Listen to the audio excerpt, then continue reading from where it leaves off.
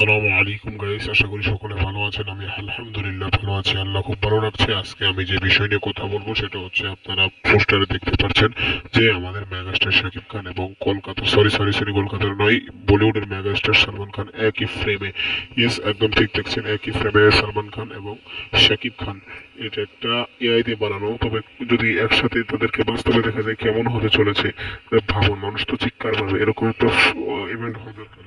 এর আগে দেব এবং শাকিব খানকে সাথে একটা ইভেন্ট প্রথমে করেছে, এরকম ভাবে কি এবার আর করা যায় না? সালমান খান কেন, কিন্তু ব্যাপার না, এগুলো সাধারণ ইভেন্টে।